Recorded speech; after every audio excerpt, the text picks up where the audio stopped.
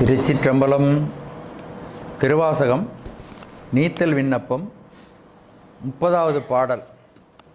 மத்துரு தன் தயிரில் புலன் தீக்கதுவக் கலங்கி வித்திருவேனை விடுதி கண்டாய் வெண் தலை மிளைச்சி கொத்துருபோது மிளைந்து குடர் நெடு மாலை சுற்றி தத்துரு நீருடன் ஆற செஞ்சாந்தனி சச்சையனே.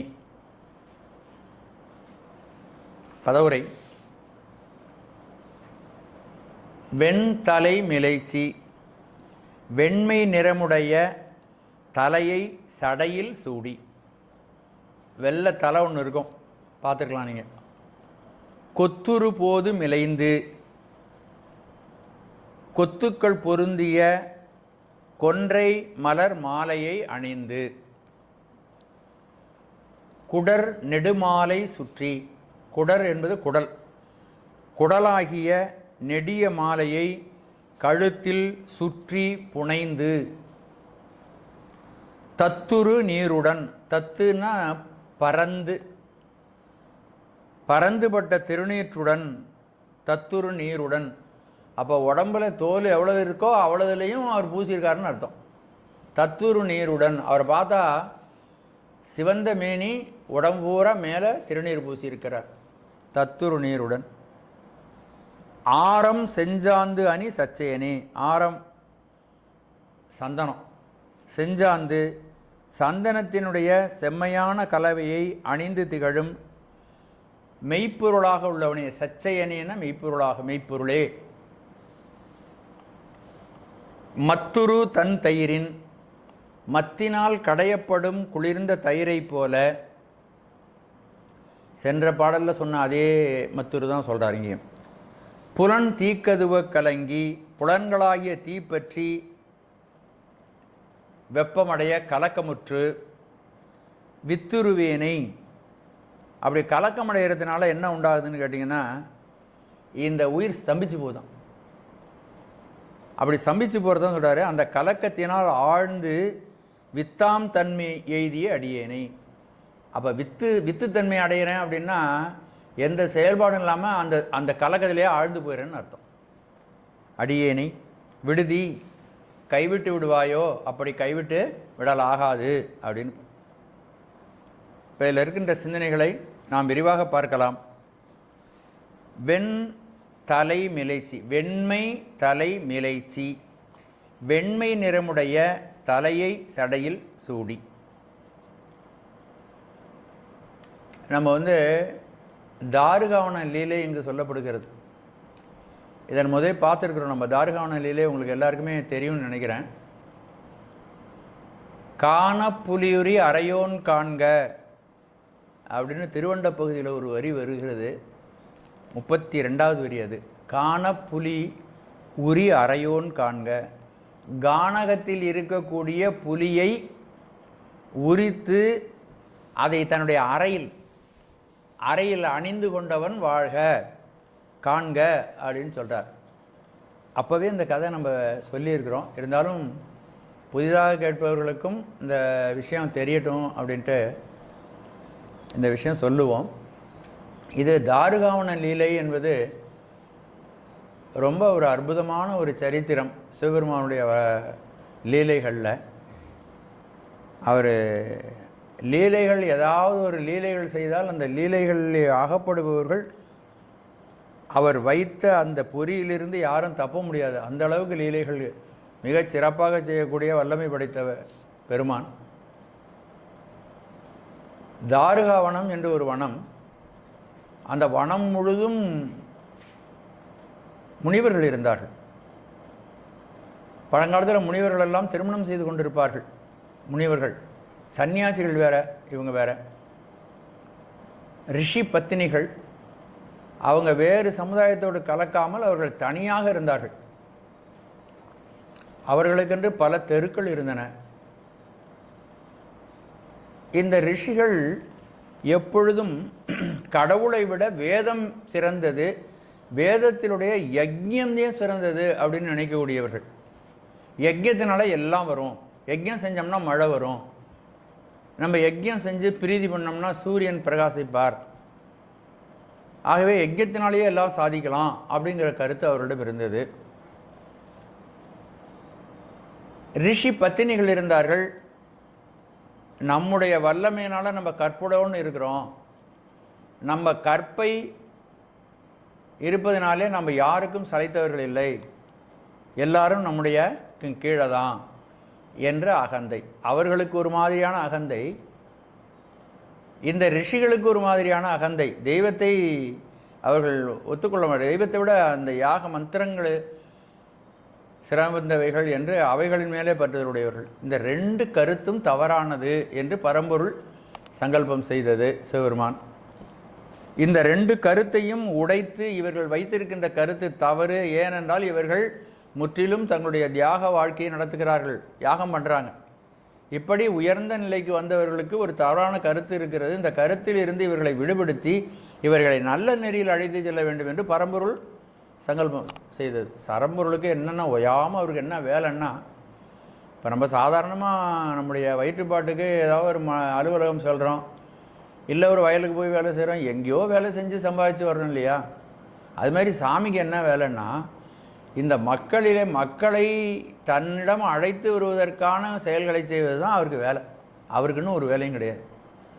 இந்த உயிர் வர்க்கத்தை துன்பமில்லாமல் வைத்து கொள்ள வேண்டும் என்பதிலே அவர் ரொம்ப கவனமாக இருப்பார் தன்னுடைய கருணையில். ஆகவே பரம்பொருள் இவ்வாறு சிந்தித்தது. அப்படி சிந்தித்த உடனே இவர்களை ஒழுங்குபடுத்துவதற்கும் இவர்களை செம்மையான நெறி கொண்டு வருவதற்கும் ஒரு லீலையை செய்ய வேண்டும்.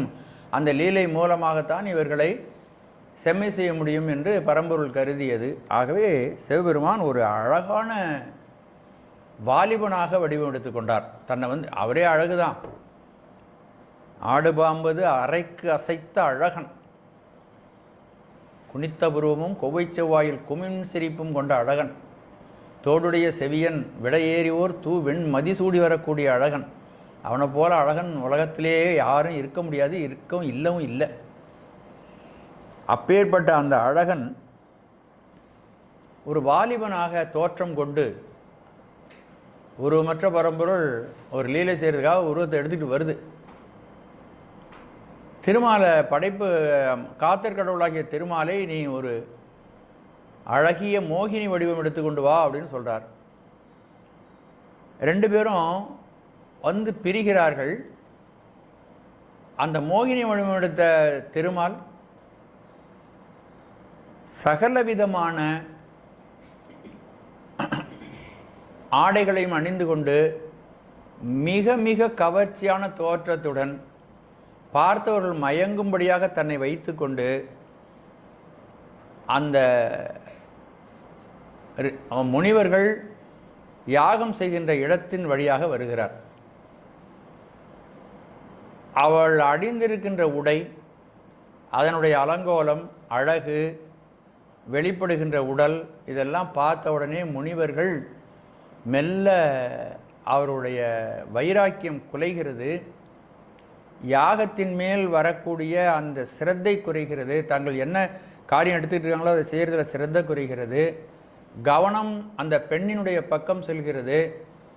இன்னும் நிறையா சொல்லலாம். அந்த அவ்வளவு மனம் சஞ்சலப்பட்டு விடுகிறார்கள். அவர்கள் நல்ல வைராக்கியம் உடையவர்கள். அவர்களையெல்லாம் சஞ்சலப்படுத்துகின்ற தோற்றத்தை இந்த மகாவிஷ்ணு எடுத்திருக்கிறார். அவர் வரார், அத்தனை ரிஷிகளும் பின்னாடியே வராங்க. அவருடைய கடைக்கண் நம் பக்கம் வராதா அப்படின்னு எல்லாரும் ஏங்கி கொண்டு வருகிறார்கள். இப்படியே போயிட்டே இருக்க அந்த அம்மா பின்னாடியே போயிட்டே இருக்காங்க. ஒரு கூட்டம் போயிட்டே இருக்கு. அந்த பக்கம் கிரகங்கள், அந்த முனிவர்கள் இருக்கக்கூடிய ஆசிரமங்கள், அந்த பக்கம் சிவபெருமான் நடந்து வருகிறார். அப்படி வந்தவுடனே அவர் மேல் ஆசைப்பட்டு அங்கிருக்கின்ற பெண்களெல்லாம் தன்னுடைய நிறையடிந்து அவர்களும் அவரோடு வருகிறார்கள். இப்படி வந்தவுடனே ஒரு இடத்துல அந்த பாதை ஒன்று சேர்க்கிறது. அங்கே ரெண்டு பேரும் இணையக்கூடிய இடம், அந்த இடம் வர்றாங்க. பின்னாடி பார்த்தா இங்கே பெண்களாக இருக்காங்க, ஆண்களாக இருக்காங்க, வராங்க. இந்த இடத்தில் அந்த முனிவர்களுக்கு திடீர்னு ஒரு பொறி தட்டுகிறது. ஆஹா, நாம் ஏமாந்து விட்டோம். நம்முடைய தவத்தையும் நம்முடைய அகம்பாவத்தையும் கெடுப்பதற்காக யாரோ ஒருவன் வந்திருக்கிறான் சிவபெருமான் என்று தெரிந்து கொண்டு இந்த சிவபெருமான் தான் இந்த லீலையை செய்தான் என்று அந்த சிவபெருமானை அழிப்பதற்கு அவர்கள் அபிசார ஹோமம் செய்ய ஆரம்பித்தார். அபிசார ஹோமம்னா நம்ம நெய் ஊற்றி நிறைய மணப்பொருள்களை எல்லாம் போட்டு பழங்களை எல்லாம் போட்டு திரவியங்களெல்லாம் போட்டு பிரசாதமெல்லாம் செஞ்சு ஆகுதி கொடுத்து செய்கிறோம் இல்லையா யாகம், அது மாதிரி இல்லை. இதில் தீய பொருள்களை எல்லாம் போடுவார்கள். வேப்பங்கட்டை அது போன்ற பொருள்களெல்லாம் அதில் போட்டு எரிப்பாங்க. வேப்பெண்ணெயை ஊற்றி நெய், அதுதான் நெய். அதுக்கு அபிச்சார ஹோமம்னு பேர். அந்த ஹோமத்தை செய்து அவர்கள் அதில் ஹோமம் செய்கிறதுல வல்லவர்களானதுனால அதிலிருந்து நிறைய கெட்ட பொருள்களெல்லாம் வெளியில் வந்தது, ஒன்றொன்றாக வந்துச்சு. அதில் ஒன்று இந்த வெண்தலை. இந்த வெண்தலை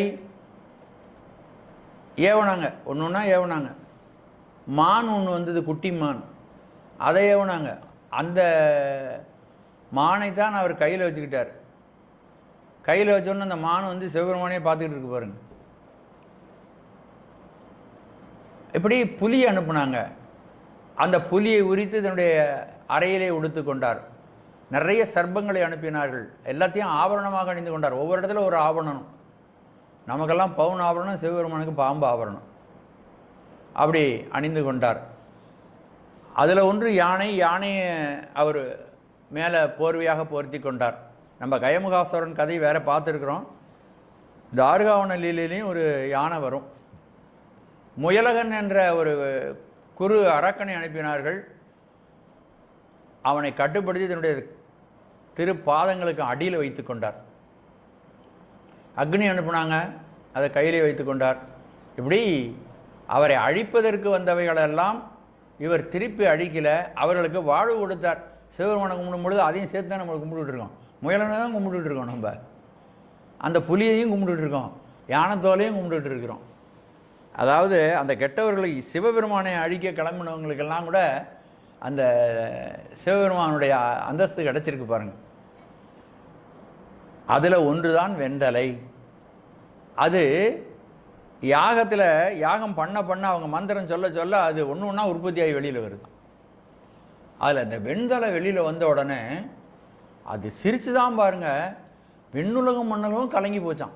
அது சிரிப்பு, ஹா ஹா ஹா ஹான்னு சிரிச்சுட்டு அதை வாங்கி என்ன பண்ணார் சாமி, தலையில் சொல்லிக்கணும். எல்லாத்தையுமே திருப்பி அழிச்சிருக்கலாம்.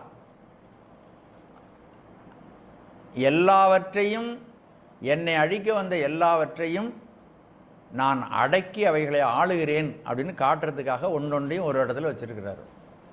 அவருடைய திருமேனியினுடைய வரலாறு, அந்த திருமேனியை பார்க்குறதே நமக்கு புனிதமானது, அருஞ்செயல். அதனால தான் நான் உங்களுக்கு இது பல முறையும் சொல்லியிருக்கிறேன். சில பதிகங்களை படிக்கும் பொழுது அந்த பதிகங்களையும் படிக்கிறதுனால ஒன்றும் பலன் தெரியல அப்படின்னு நம்ம நினைப்போம். ஆனால் அந்த பலன் தெரியணும்னா அந்த பாடலில் உள்ள கருத்தை என்ன சொன்னதுனால இந்த தீமை நீங்கும்னு அதில் ஒவ்வொன்றிலையும் சொல்லியிருக்கிறாங்க. அதை செய்யணும். இப்போ வேயுறு தோழி பங்கன் அந்த கோள்களுடைய துன்பம் நீங்கும். இதை நான் உதாரணம் முதலையும் உங்களுக்கு சொல்லியிருக்கிறேன். வேயுறு தோழி பங்கன் விடமுண்ட கண்டன் மிக நல்ல வீணை தடவி. இப்போ இதில் சாமியுடைய உருவம் சொல்லப்படுகிறது. வேய்னா மூங்கில், மூங்கில் போன்ற தோள்களை உடைய, அந்த தோள்களை உடைய அம்பிகையை தனது பங்காக உடையவன் சிவபெருமான், வேயுறு தோழி பங்கன். அப்போ பார்வதி பரமேஸ்வரனாக சிவபெருமான் இருக்கிறவரு தான் நம்ம நினைக்கணும். விடமுண்ட கண்டன், கண்டத்தில் விடம் இருக்கிறது. மிக நல்ல வீணை தடவி, அவன் வீணை வாசிக்கிறான். எப்படி அவனுடைய உருவம் சொல்லப்பட்டிருக்கிறது.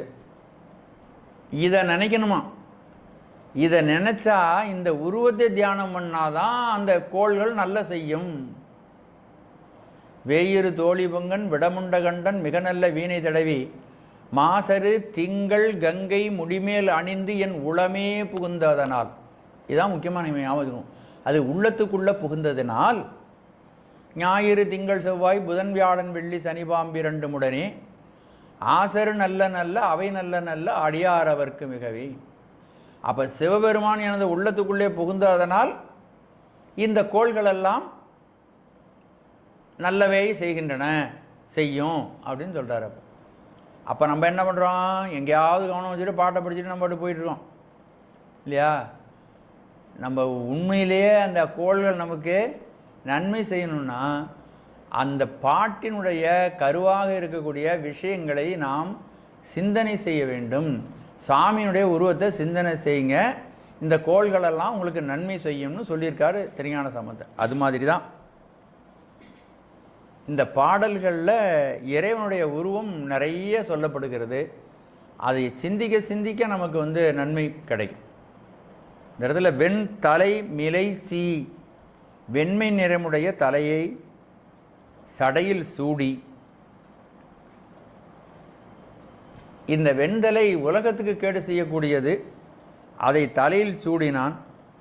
ஆகவே நம்ம என்ன தெரிஞ்சுக்கணுன்னா அவன் பேராற்றல் படைத்தவன் அப்படிங்கிறது இதில் தெரிகிறது. அதோட ரெண்டாவது பெருங்கருணை படைத்தவன், அதனால் அவனை ஒரு இடையூறும் அணுகவே அணுகாது. அதுக்கு அடுத்ததாக அவனுடைய திருமேனியில் இடம்பெற்றிருக்கிற இன்னொன்று கொத்துரு போது மிலைந்து, மிலைந்துன்னா அணிந்து, வெண்தலையை சூடி, மிலைந்துன்னா அணிந்து.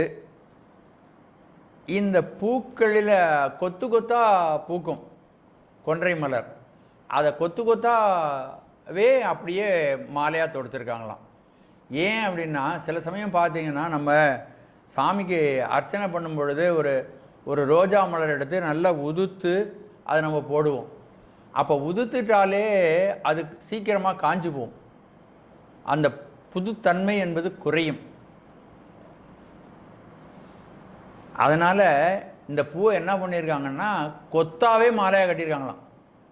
கொத்துரு, கொத்தாக பொருந்திய கொன்றை மலர் மாலையை அணிந்து.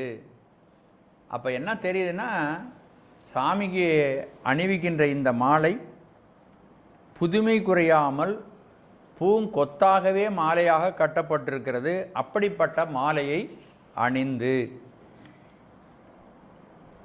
குடர் நெடு மாலை சுற்றி, குடலாகிய நெடிய மாலையை கழுத்தில் சுற்றி புனைந்து.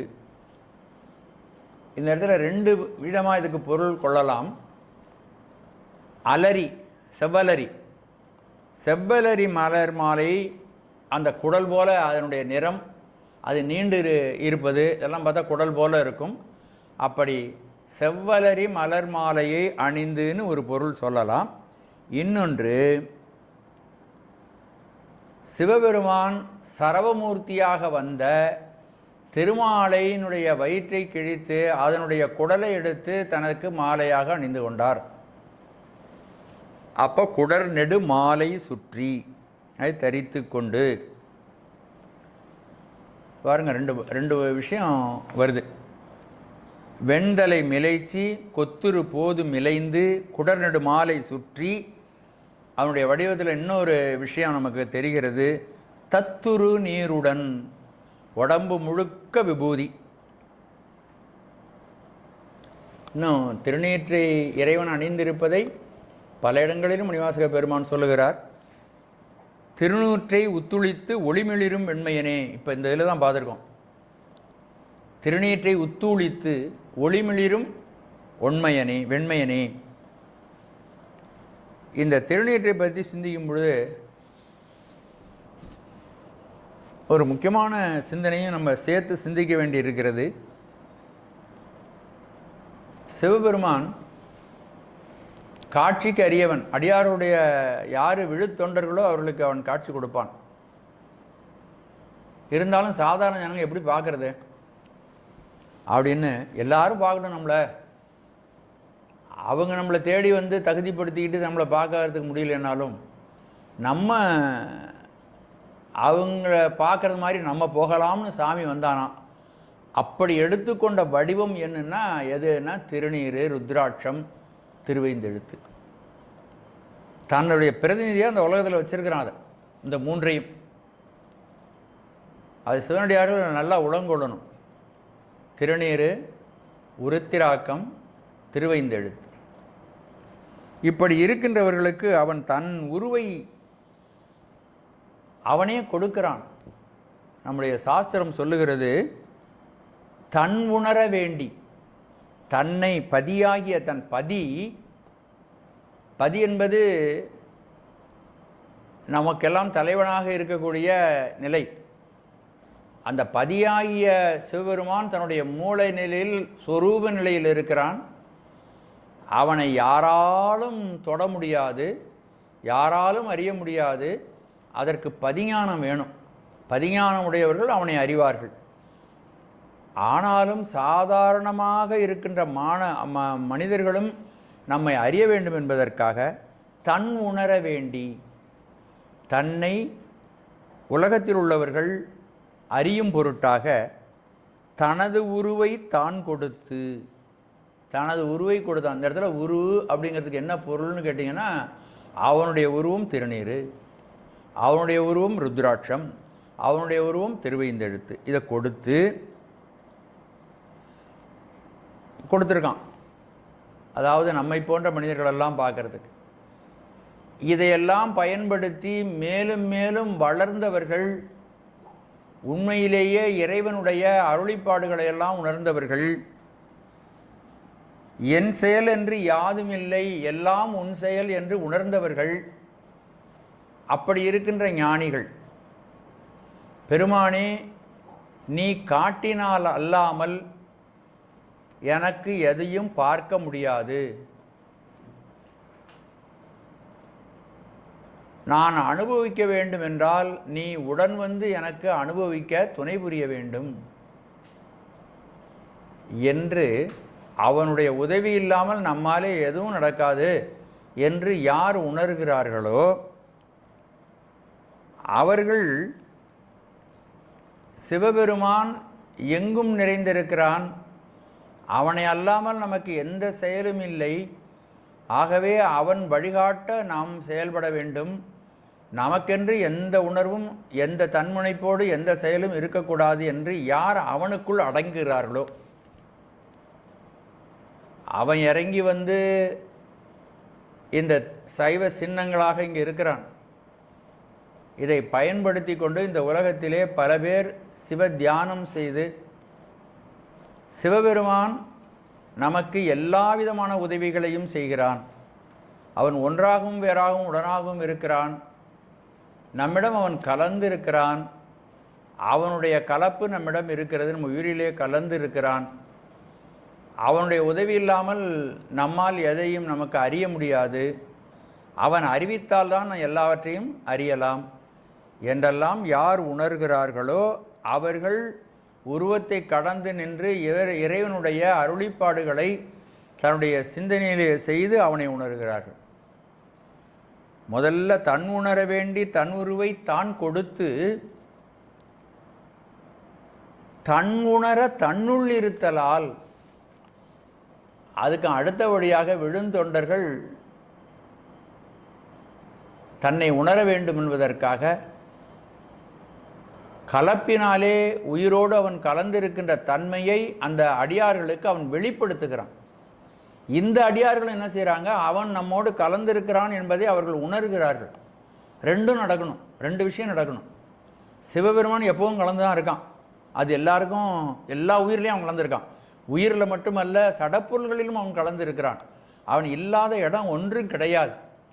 ஆனால் ஒரு தனி மனிதன் அதை உணர வேண்டும். கலப்பினால் நீ என்னோடு இருக்கிறாய் அப்படிங்கிறவங்க உயர்ந்த தொண்டர். அந்த உயர்ந்த தொண்டர்களுக்கு தன்னுணர தன்னுள் இருத்தலால் தன்னுணரும் நேசத்தார் தம்பால் நிகழும் ததி நெய்போல், அவர்களுக்கு சிவபெருமான் சீக்கிரமாக வெளிப்பட்டுருவானாம். யார் தன்னுடைய உயிரிலே சிவபெருமான் கலந்திருக்கிறான், அவன் காட்ட அவன் நான் அறிகிறேன், அவன் காண நான் காண்கிறேன் என்று யார் உணர்கிறார்களோ அவர்களுக்கு சிவபெருமான் தயிரிலே நெய் போல விளங்கி தோன்றுவான். மற்றவர்கள் இருக்கிறார்களே அவர்களுக்கு அவன் எல்லா இடத்துலையும் இருக்கான். அப்படி உணராதவர்களுக்கு பாலிலே நெய் போல் கொஞ்சம் கஷ்டப்பட்டு பாலை காய்ச்சி அதுக்கும் பிறகு பிறை ஊற்றி, அதுக்கும் பிறகு தயிராக்கி, அதுக்கும் பிறகு அதை வெண்ணெயில் கொண்டு வந்து வெண்ணெயிலிருந்து நெய்யை கொண்டு வரணும். அதுபோல் அவர்களுக்கு பாலில் நெய் போல் இருப்பான். இந்த அகத்துக்குள்ளே இறைவன் நம்மோடு கலந்திருக்கிறான் என்பதை யார் உணர்கிறார்களோ அவர்களுக்கு அவன் தயிரில் நெய் போல் விளங்கி தோன்றுவான். நம்ம எதுக்கு இதை வர்றேன்னா, தத்துரு நீருடன் இதை சிந்திக்கும் பொழுதே இதுக்கு மேலான ஒரு நெறியை நம்ம சிந்திக்கணும். சிவோகம் பாவனை அடுத்த பாடலில் அதை பற்றி அடுத்தடுத்த பாடல்களில் அது சிவோகம் பாவனை இன்னும் விரிவாக வருதை நம்ம பேசுவோம். இப்போது இந்த சிவ சின்னங்களை சிவனாகவே நினைக்க வேண்டும்ங்கிறது ரொம்ப முக்கியமானது. விபூதியை நம்ம அவ்வளவு உயர்வாக அணிய வேண்டும். பூசும் பொழுதும் அதை அவ்வளவு உயர்வாக நினைத்து பூசிக்கொள்ள வேண்டும். அந்த விபூதி சிவபெருமானுக்கு நிகரானது. அதனால தான் பழங்காலத்தில் பார்த்தீங்கன்னா எங்கள் வீட்டில் இருந்த பெரியவங்களாம் சொல்லி நான் கேள்விப்பட்டிருக்கேன், விபூதி கீழே விழுந்தால் கொசுவாக போய்டுவாடா, கொசுவாக போகிறப்ப கீழே விழுவக்கூடாது அப்படின்னு சொல்லுவாங்க. கீழே விபூதி கீழே விழக்கூடாது அப்படின்னு சொல்லி. அதனால் பெரியவங்க எல்லாம் தெரிஞ்சு வச்சுருந்துருக்குறாங்க முன்னோர்கள்.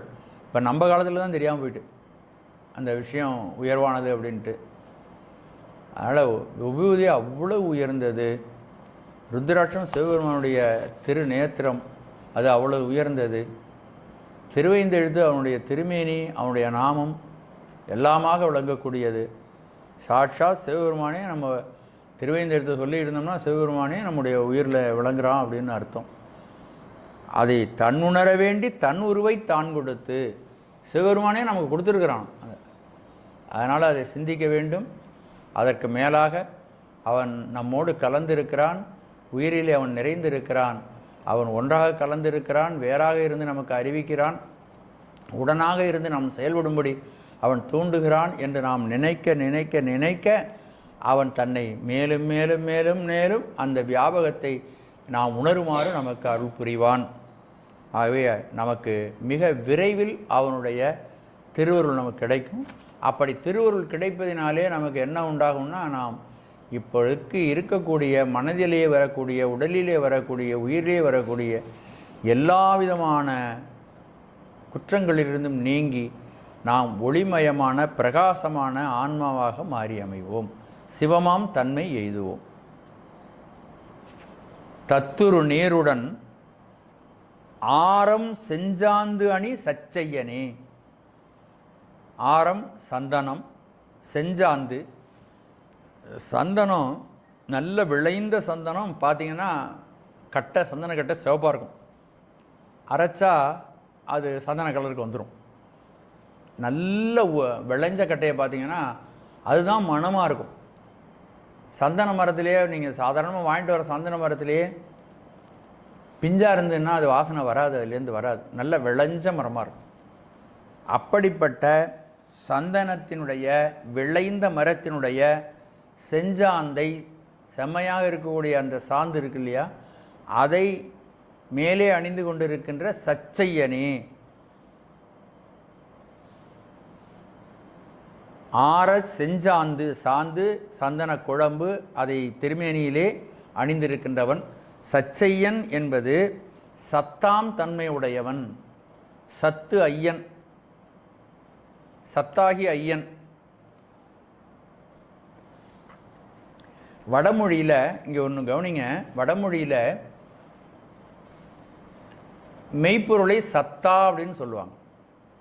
மெய்ப்பொருளை சத்தா. தமிழில் அந்த சொல்லை கொண்டுட்டு வந்தால் அந்த சத்தாங்கிறதுல ஆகாரம் இருக்குல்ல, ஆங்கிற எழுத்து, அது தமிழில் ஐயா மாறும். அப்போ சத்தா என்பது எதுனா மாறும்? தா ஐ சேர்த்தா ஐ, தை, சத்தை அப்படின்னு மாறும். அந்த சத்தை என்பது சச்சை அப்படின்னு மாறி இந்த இடத்துல சச்சையனேன்னு வந்திருக்கு. சச்சையனே, வித்தை விச்சைன்னு ஆகுது பார்த்தீங்களா, அது மாதிரி சத்தை சத்தையனேன்னு மாறி இருக்கு. அப்படின்னா என்ன பொருள்னா, இவ்வளவும் இலக்கணம் அது போட்டோம். சச்சையனேன்னா மெய்ப்பொருளேன்னு பொருள். ஆரம் செஞ்சாந்து அணி சச்சையனே, சந்தன குழம்பை அணிந்த மெய்ப்பொருளே. மெய்ப்பொருளாக விளங்குவோன்னு சொல்லக்கூடாது, மெய்ப்பொருளே. இப்போ இவ்வளதும் சாமியை அவருடைய மகிமையை சொல்லியிருக்கிறார். வெண்தலை மிளைச்சி கொத்துரு போது மிளைந்து குடர்நெடு மாலை சுற்றி தத்துரு நீருடன் செஞ்சாந்து அணி சச்சையனே. இதுக்கு பிறகு தான் இந்த சென்ற பாட்டில் சொன்ன அதே உதாரணத்தை தான் இங்கே சொல்கிறார். அதை விட மேலும் ஒரு சிறந்த செய்தியை சொல்லி அடுத்த செய்தியை சொல்லுகிறார். மத்துரு தன் தயிரின், தன்னுன்னா குளிர்ச்சி பொருந்தியன்னு அர்த்தம். மத்தினால் கடையப்படும் குளிர்ந்த தயிரை போல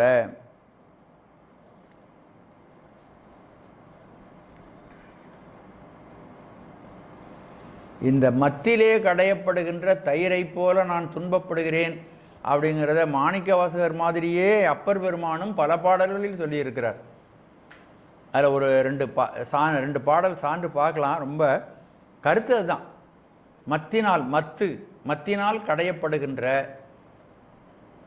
தயிரை போல நான் துன்பப்படுகிறேன். அந்த தயிர் ரொம்ப குதிக்கும், அது மாதிரி நான் துன்பப்படுகிறேன். பழங்காலத்தில் ஒரு பானையில் வச்சுக்கிட்டு அல்லது பெரிய சட்டியாக வச்சுக்கிட்டு அதில் கடையும் பொழுது கிட்டே இருந்து குழந்தைகள் பார்ப்பாங்க. பார்த்தீங்கன்னா அது அப்படியே துள்ளி குதிக்கும். உள்ளே இருக்கிற அந்த தயிரிலிருந்து அந்த மோரா மாதிரி துள்ளி குதிக்கும். இடமும் வலமும் திரும்பும், மேலேயும் கீழையும் குதிக்கும். ரொம்ப கஷ்டப்படும். அதனால் புலன்களினால் நான் மற்றொரு தயிரை போல சுழல்கின்றேங்கிறதான் சொல்ல வரார் சாமி. அதில் உயிர் கலங்குச்சுன்னு சொன்னார் சென்ற பாடலில். இங்கே உயிரினுடைய குணமாகிய அறிவும் கலங்குகிறதுன்னு இந்த பாடலில் சொல்கிறார். பக்தனாய் வாழமாட்டேன் பாவியேன், பரவி சித்தத்துள் ஐவர் தீய செய்வினை பலவும் செய்ய. 5 புலன்களும் தீவினைகள் என்னை தவறான நெறிக்கு அழைச்சிட்டு போகுது. அது எப்படி இருக்குன்னா, மத்துரு தயிரே போல மருகும் என் உள்ளம் தானும். மத்து உருகின்ற தயிரை போல எனது உள்ளம் சுழல்கிறது. அத்தனே அமரர்வோவே ஆரூர் மூலட்டனாரே. அப்போ இதே கருத்தை பெரியவங்க சொல்கிறாங்க. இன்னொரு பாடல், பொத்தார் குரம்பை. பொத்தார் உடம்பே அவர் என்ன சொல்கிறாரு, துவாரம் உள்ள உடம்பு, ஓட்ட சட்டி, ஓட்டப்பானைன்னா அதுக்கு மதிப்பு உண்டோ? அது மாதிரி சாமி என்ன சொல்லுவாங்க, பொத்தார் குரம்பைனா உடல் நிறைய ஓட்டைகளுடைய இந்த உடம்பில் புகுந்து 5 நாளும் புகழடிப்ப. உன்னுடைய திருவடிக்கு நான் புகழாக அடையலான்னு பார்க்குறேன், அதுக்கு விடமாட்டேங்கிறாங்க 5 பேரும். என்ன வேறு விஷயத்தில் எழுதிட்டு போயிடுறாங்க, வேறு சுகங்களில் என்ன அழைச்சிட்டு போயிடுறாங்க. அவங்க அழைச்சிட்டு போகிறது மத்தார் தயிர் போல் மருகும் என் சிந்தை. அதனால் என்னுடைய சிந்தை என்ன ஆகுது, குழம்புகிறது, கலக்கமடைகிறது. மறுக்கு ஒழிவி, அந்த மயக்கத்தை அந்த குழப்பத்தை நீ நீக்கி அருள வேண்டும். அத்தா அடியேன் அடைக்கலம் கண்டாய், அமரர்கள் தம் சித்தா திரு சத்திமுற்றத்து உரையும் சிவக்கொழுந்து.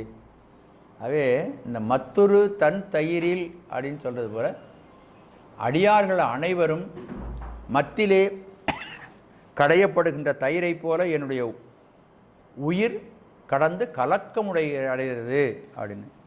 சென்ற பாடலில் என்ன இதே கருத்தை தான் சொன்னாங்க. மலங்கள் 5ஆல் சுழல்வன் தயிரில் பொறு மத்துரவே அப்படின்னு சொன்னாங்க.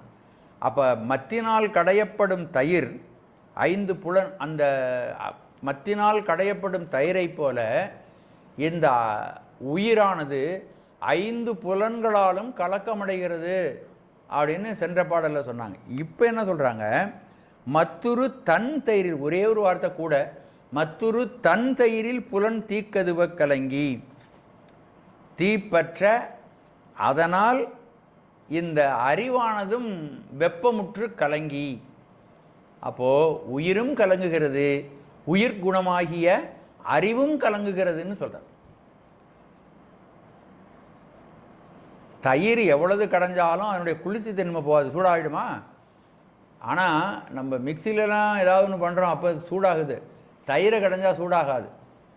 ஆனால் இங்கே என்ன ஆகுதுன்னா, மற்றொரு தன் தயிரில் புலன் தீக்கதுவ கலங்கி, அந்த தீ பற்றி அந்த தீயினுடைய சூடு அந்த தயிரிலே பற்றி அது கலங்குகிறது. அப்போ என்ன சொல்ல வர்றாருன்னா, சென்ற பாடலில் சொல்லும் பொழுது அந்த மற்றொரு தன் தயிரில் பட்டது போல உயிரானது கலங்குகிறது, உயிர்குணமாகிய அறிவும் கூட கலங்கி போகிறது. ஆகவே இந்த கலக்கத்திலிருந்து என்னை நீக்கி அருள வேண்டும், என்னுடைய உயிரினுடைய கலக்கத்தையும் நீக்க வேண்டும், என்னுடைய அறிவினுடைய கலக்கத்தையும் நீ நீக்கி அருள் புரிய வேண்டும். வித்துருவேனை, இந்த ரெண்டு கலக்கம் என்னென்ன கலக்கம்? உயிர் கலங்குதல், அடுத்தது அறிவு கலங்குதல். ஆகவே அப்படி ரெண்டு கலக்கத்தில் ஆழ்ந்து வித்தின் தன்மையை நான் அடைகிறேன். அப்படின்னா ஆழ்ந்து கிடக்கின்ற தன்மை, வித்து அப்படியே கிடக்குது பார்த்தீங்களா? வித்து முளைச்சாதான் செடியாகும். அது அப்படியே வித்து தன்மை அடைதல் அப்படின்னா அந்த கலக்கத்திலேயே நான் ஆழ்ந்து போய் ஒரு செயலும் இல்லாமல் என்ன செய்யறதுன்னு தெரியாமல் திண்டாடி கொண்டிருக்கிறேன்னு பொருள். என்னன்னு அப்படியே திகச்சு போய் நிற்குதான். மற்றொரு தன் தயிரில் இந்த உயிரானது கலங்கி போய் கிடக்கிறது. மற்றொரு தன் தயிரில் புலன் தீக்கதுவ கலங்கி வித்துருகின்றேன். ஆகவே ஒரு செயலும் இன்றி ஆழ்ந்து கிடக்கின்றேன், வித்தின் தன்மை அடைந்து நான் ஆழ்ந்து கிடக்கின்றேன். ஆகவே இதில் இருந்து விடுபட முடியாமல் நான் தவித்து கொண்டிருக்கிறேன். அப்படி தவித்து கொண்டிருக்கின்ற என்னை விடுதி, என்னை கைவிட்டு விடாதே. அப்போது ஒரு அவல நிலையில் இந்த உயிர் இருக்கிறது. இது யாருக்கு இந்த மாதிரி கலக்கம்லாம் வரும்? இப்படி ஒரு பிரார்த்தனை நம்ம பண்ணுறதுக்கு நமக்கு தோணுமா அப்படின்னா,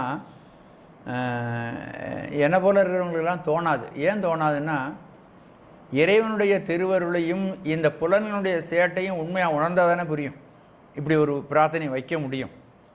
அப்போது மாணிக்க வாசக பெருமான் அவர் ஒரு ஜீவன் முக்தர். என்னைக்கு அவர் சாமியை பார்த்தாரோ அன்னைக்கே அவர் ஜீவன் முக்தர் தான் இல்லையா? சாமி கூப்பிட்டு மோட்சம் கொடுக்குறார், கூப்பிட்டு திருவடி காட்சி கொடுக்குறார், கூப்பிட்டு தன்னுடைய திருமேனி தரிசனத்தை கொடுக்குறார், கூப்பிட்டு திருவைந்தெழுத்து உபதேசம் பண்ணுறார், கூப்பிட்டு கரதீட்சை கொடுக்குறார், பாத தீட்சை கொடுக்குறார், வாசக தீட்சை கொடுக்குறார், சாஸ்திர தீட்சை கொடுக்குறார். எல்லாத்தையும் அவர் கொடுக்குறாரு. அவர் சாதாரண மனிதராக இருக்க முடியாது, அவர் ஒரு தெய்வம். ஆனால் இது மாதிரி மனிதர்கள் ஜீவர்கள் ஏராளமாக இருக்கிறாங்க. இந்த புலன்களினாலே உயிர்நிலையும் அறிவு நிலையும் கலக்கம் வருகிறது. அப்படி ஆழ்ந்து கிடக்கு வித்துருவேனை, அதிலேயே ஆழ்ந்து அந்த துன்பத்திலேயே கலக்கத்திலேயே ஆழ்ந்து கிடக்கின்ற நிலையிலே பேரருளுடையவனாகிய நீ என்னை கைவிட்டு விட வேண்டாம், என்னை காப்பாற்று என்று இந்த பாடலில் சொல்லுகின்றார். விடுதி, என்னை விட்டு விடாதே, கைவிட்டு விடாதே என்று சிவபெருமானிடம் மாணிக்க வாசகர் தனது நிலையை விண்ணப்பித்துக் கொள்கிறார். இந்த பாட்டை மறுபடியும் பார்க்கலாம். மற்றொரு தன் தயிரில் புலன் தீக்கதுவ கலங்கி வித்துருவேனை விடுதி கண்டாய் வெண்தலை மிளைச்சி கொத்துரு போது மிளைந்து குடர்நெடு மாலை சுற்றி தத்துரு நீருடன் ஆறச் செஞ்சாந்தனி சச்சையனே. இதில் பிரபஞ்ச வைராக்கியம் சொல்லப்படுகிறது. புலன் தீக்கதுவ கலங்கி வித்துருவேனை, புலன்கள் என்னுடைய அறிவினை மயக்குகிறது, என்னுடைய உயிரையும் மயக்குகிறது, அறிவினையும் மயக்குகிறது. அதனால் என்ன செய்வதென்று தெரியாமல் வித்தாம் தன்மை அடைகிறேன், நான் திகைத்து போய் ஸ்தம்பித்து நிற்கின்றேன். ஆகவே இந்த கலக்கத்திலிருந்து விடுபட விரும்புகிறேன் என்று மாணிக்கவாசகர் இந்த பாடலில் சொல்வதனால பிரபஞ்சத்தின் மேல் இருக்கக்கூடிய பற்றினை நீக்கி என்னை ஆட்கொள்ள வேண்டும் என்று விண்ணப்பித்துக் கொள்வதால் பிரபஞ்ச வைராக்கியம் மிகச் சிறப்பாக இந்த பாடலிலே பயின்று வருவதை நாம் அறியலாம். திருச்சிற்றம்பலம்.